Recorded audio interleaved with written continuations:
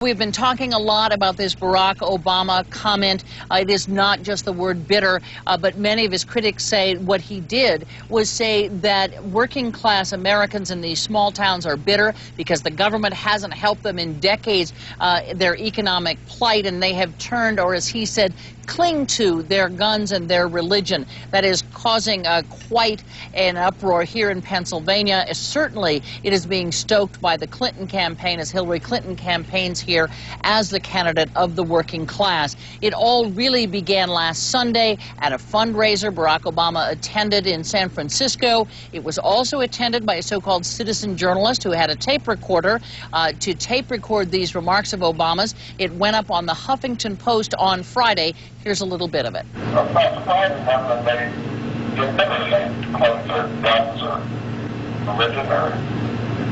Anti-immigrant people want white members, anti-immigrant sentiment, or anti-trade sentiment, and nobody explain their frustrations.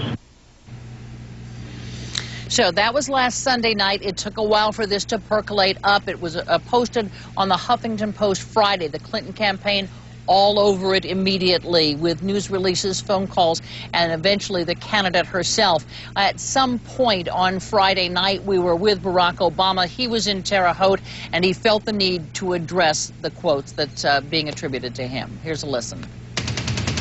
No, I'm in touch. I know exactly what's going on. I know what's going on in Pennsylvania. I know what's going on in Indiana. I know what's going on in Illinois. But it wasn't over at that point. And then Barack Obama was holding on to what he said, saying, I was right, people are bitter. Again, it continued, and by Saturday in Muncie, he was still explaining.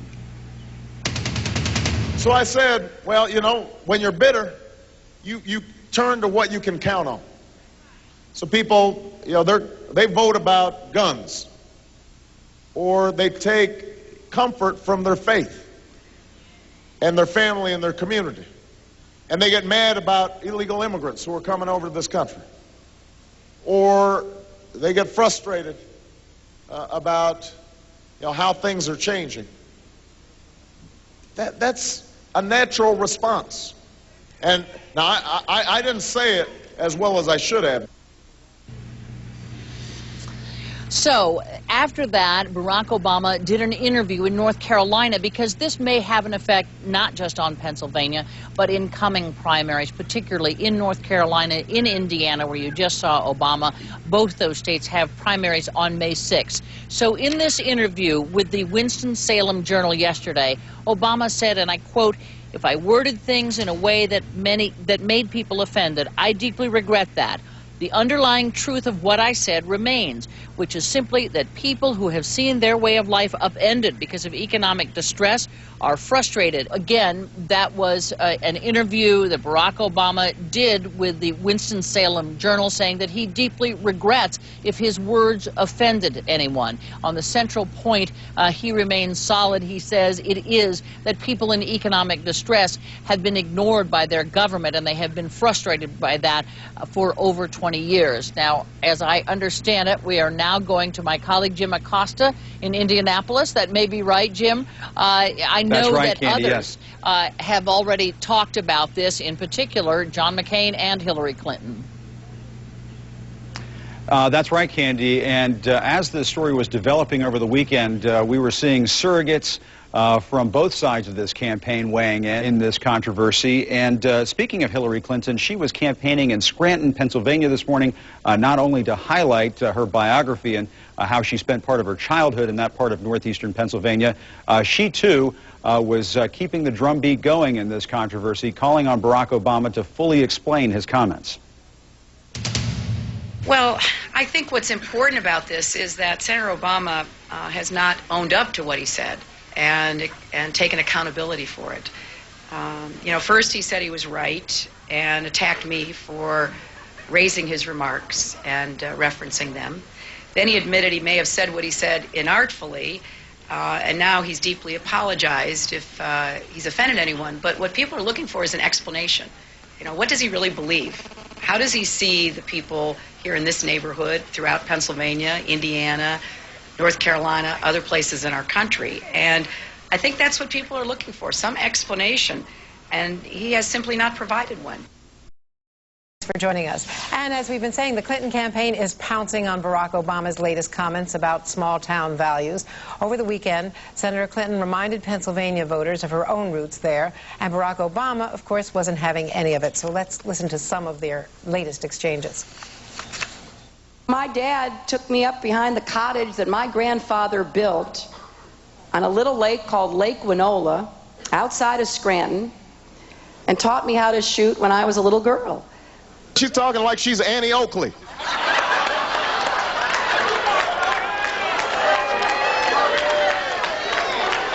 Hillary Clinton's out there, you know, like she's out in the duck blind every Sunday.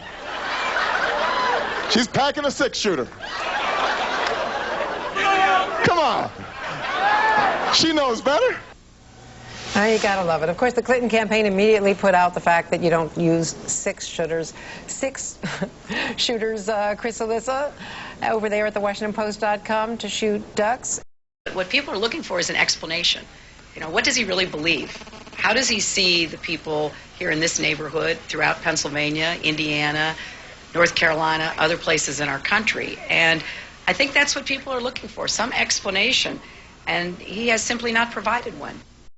Fundraiser in San Francisco last week that they, quote, cling to their faith and guns because he said they're bitter over lost jobs. And speaking to a union audience in Pittsburgh today, Obama was still trying to explain himself. You know, there's been a lot of talk in this campaign over the last few days about who's in touch with the workers in Pennsylvania. Senator Clinton and Senator McCain seem to be singing from the same hymn book. They're saying, I'm out of touch. I'm an elitist because I said a lot of folks are bitter about their economic circumstances. Hillary Clinton is not letting go of that accusation that Senator Obama's remarks were patronizing and elitist. At a campaign event this morning, again, the same group, the labor group in Pittsburgh, she kept up her attacks. I don't think he really gets it that people are looking for a president who stands up for you and not looks down on you. And after 7 years of Americans feeling invisible to this president, President Bush, it's time that we level the playing field. And the second half of Team Clinton is campaigning in Pennsylvania today. The former President Bill Clinton was in Bloomsburg, Pennsylvania. He was asked about this controversy. Folks, I was shaking hands and taking a few pictures backstage. This fellow looked at me and he said, I just want you to know the people you're about to see are not bitter. They're proud.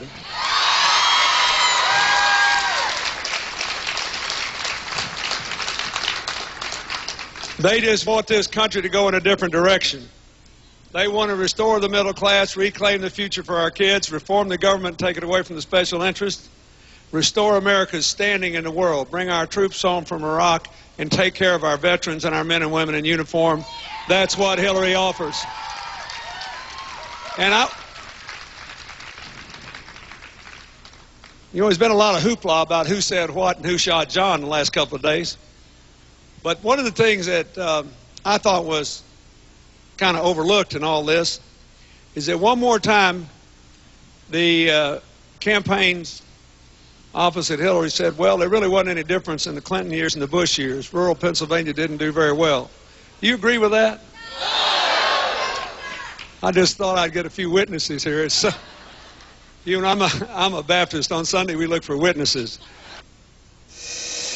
Bill Clinton looking for a few witnesses there in Bloomsburg, Pennsylvania. Then he says, quote, reportedly, and it's not surprising then that they get bitter. They cling to guns or religion or antipathy to people who aren't like them or anti-immigrant sentiment or anti-trade sentiment as a way to explain their frustrations. Kirsten, how potentially damaging is that to Barack Obama? I would think if it really happened that it would be very damaging. I'm always a little leery when I hear things and I haven't been able to talk to the campaign and confirm that he actually said it. It really comes off very badly, particularly for Pennsylvania. And I just think, forget Pennsylvania, generally it comes off really badly. Yeah. You know, this country is not anti-gun and it's not anti-religion, and usually the Democrats are a lot more ginger in stepping around these issues than that, Kirsten. Yeah, well, I feel like there's been a couple times where he's done this where you do start to see who he really is, like you just said. I mean, I think he said it when he was talking about, he said he didn't want children or girls to be punished by having a baby, and he was talking about birth control. There are things that I think in a liberal world sound totally normal, and outside of that world, I don't know that he appreciates how it sounds. And it just sounds very elitist, and it sounds like you're looking down on people. And I don't think that people want to feel like that. I think he was talking about abortion, in fact, and it became a problem. And, you know, it's just like now, I think that people are starting to see his numbers go down in terms of favorability. And what you've seen in the head-to-head matchup. Do you think there is a legitimate concern among Democrats that they could face another contest, general election contest, where they would lose the culture war debate again? That certainly is one of the big concerns for Democrats. I mean, they have visions of John Kerry in their mind. And